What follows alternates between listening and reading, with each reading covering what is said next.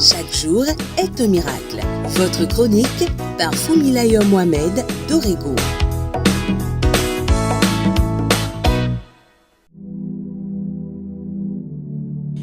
Il y a de ces souffrances qui sont si dures à supporter que l'on saigne dans son âme.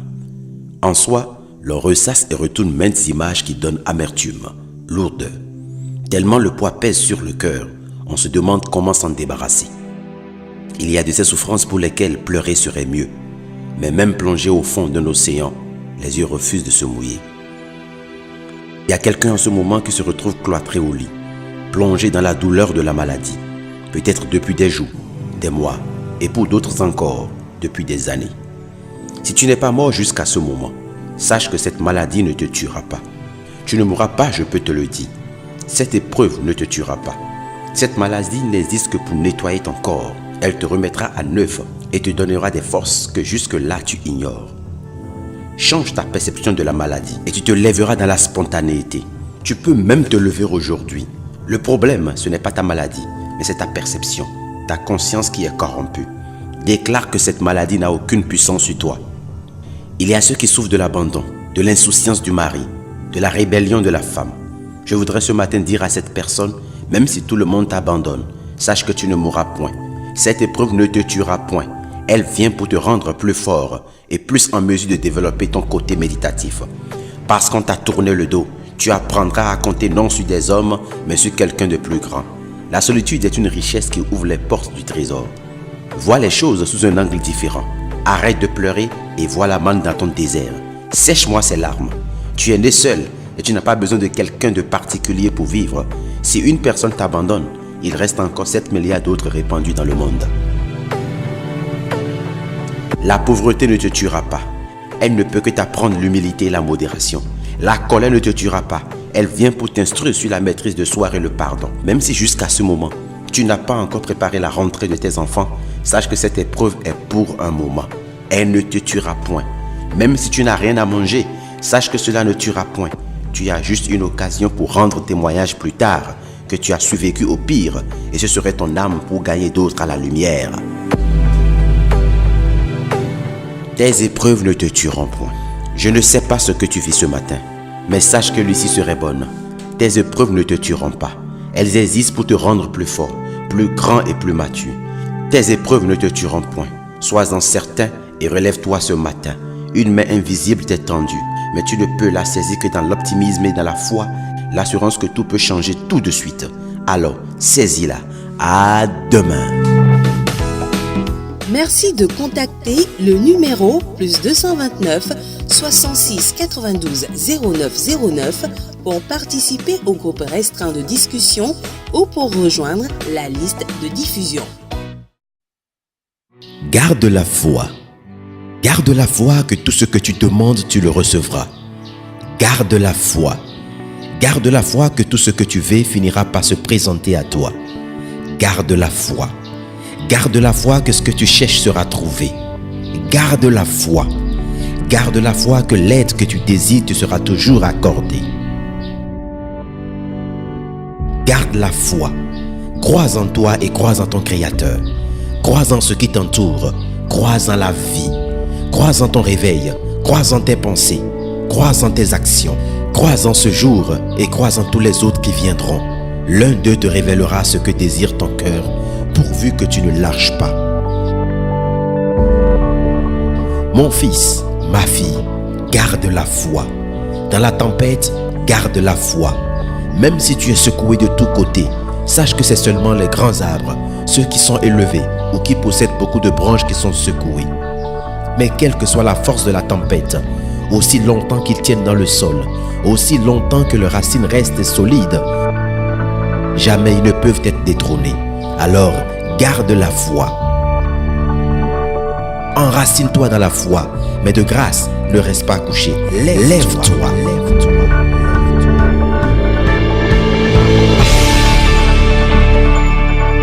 Garde la foi, mais ne reste pas assis. Reste debout. Garde la foi, mais ne reste pas statique. Sois en mouvement. Garde la foi, mais ne sois pas conformiste. Apprends à innover. Garde la foi, mais ne reste pas accroché au passé. Reste focalisé sur le futur.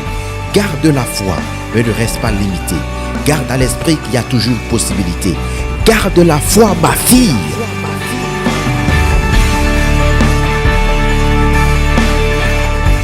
Il n'y a pas un autre chemin pour accéder à l'inépuisable réservoir de l'univers. Quand tu demandes, tu dois te lever pour aller chercher. Quand tu demandes, il faut que tu ailles frapper à des portes pour avoir des réponses. C'est ainsi que tu recevras. Garde la foi et sois en action, car la foi sans les œuvres est morte. Alors, lève-toi, agis, fouille, ne laisse nulle part où ta main ne passe et repasse. Cogne fort, cogne dur, blesse-toi s'il le faut, tombe s'il le faut, mais ne reste pas à terre. Relève-toi et continue ta marche. Tu as les capacités. En toi se trouvent des forces inestimables, parce que tu es le plus grand miracle du monde.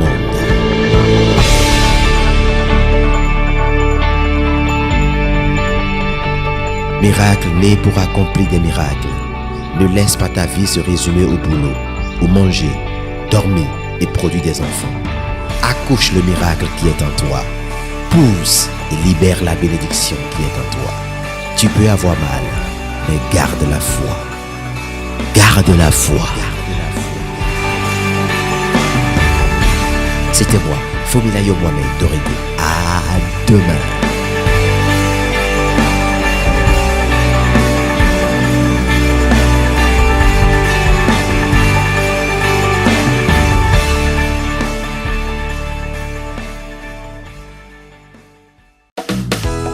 Chaque jour est un miracle. Votre chronique par Fumilayo Mohamed Dorego.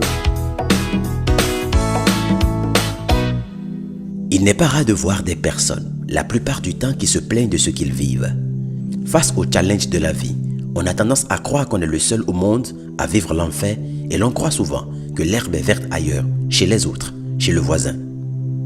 Quand la vie soumet aux rudes épreuves lesquelles ne sont pas pour nous tuer, mais bien au contraire, pour nous fortifier, nous aguerrir et nous aiguiser, on éprouve, est-ce volontaire ou non, un sentiment de rébellion au fond de soi. Qu'ai-je fait pour mériter ça? Bon sang, n'ai-je pas droit à la paix?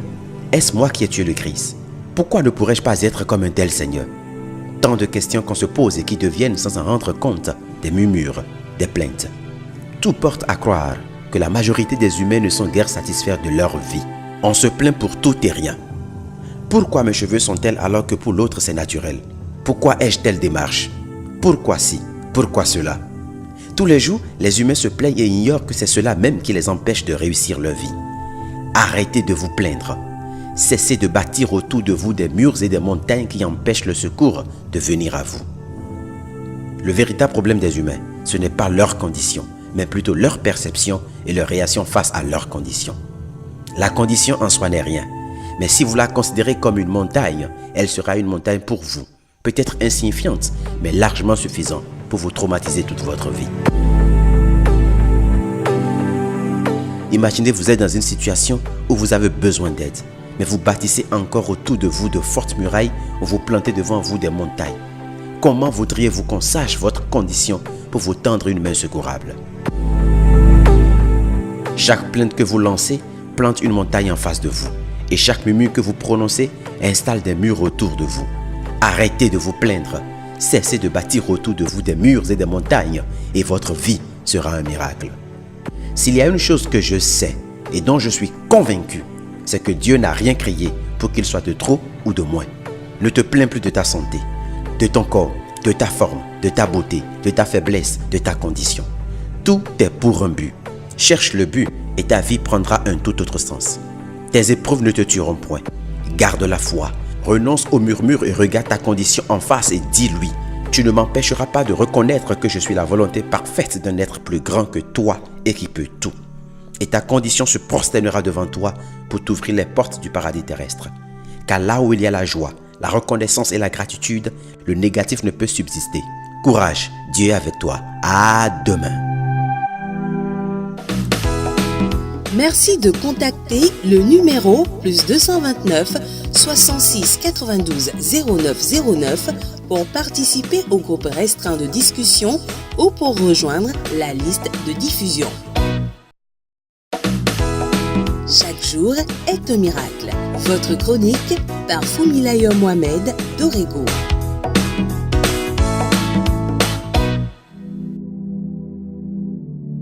Après mes chroniques du mardi et du mercredi, une des élèves qui a suivi la caravane de la réussite et avec qui j'ai gardé contact m'a appelé pour me remercier et me dire combien ces messages lui ont apporté du réconfort. La voix tremblante et grinçante, je pouvais m'imaginer la douleur qu'elle ressentait et surtout les larmes qui se mêlèrent à ses émotions. Pour quelles raisons se sentait-elle si affectée? Elle m'a raconté avoir repris les cours et avoir vu à nouveau certaines têtes, ses camarades, les membres de l'administration de l'année dernière, etc. Elle avait en effet échoué au baccalauréat et avait repris de belle. Cela n'a pas été facile, mais nous étions nombreux à l'encourager car elle pouvait et devrait réussir. Mais hélas, les choses ont été tout autres. Ce qui l'a le plus choqué, un des professeurs qui l'avait enseigné 2 années en arrière, dans une classe inférieure, s'était pointé dans sa classe et lui a dit ouvertement, le premier jour de la rentrée, qu'elle n'avait plus sa place ici et qu'elle devait être de l'autre côté, dans la catégorie des étudiants. Je ne sais sur quel ton ce professeur a parlé, ni dans quel contexte. Est-ce un tête-à-tête ou dangereusement devant les autres camarades? Quoi qu'il en soit, un enseignant ne devrait jamais parler ainsi.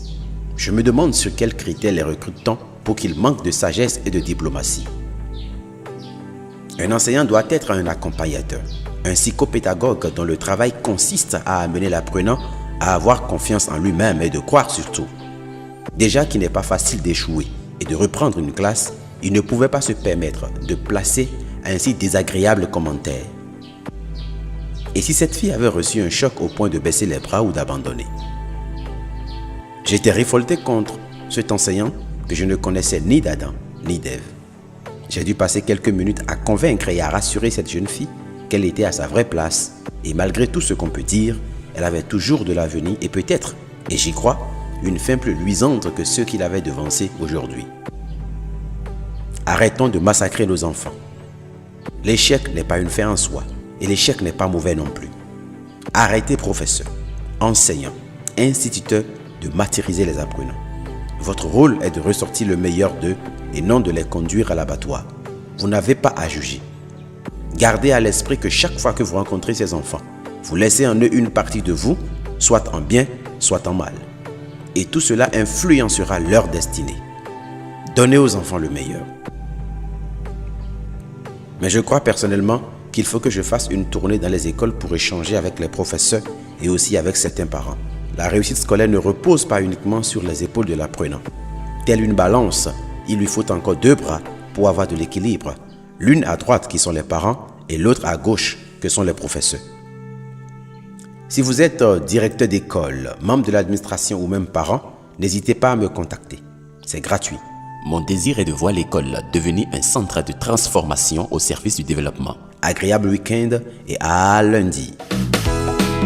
Merci de contacter le numéro +229 66 92 09 09 pour participer au groupe restreint de discussion ou pour rejoindre la liste de diffusion.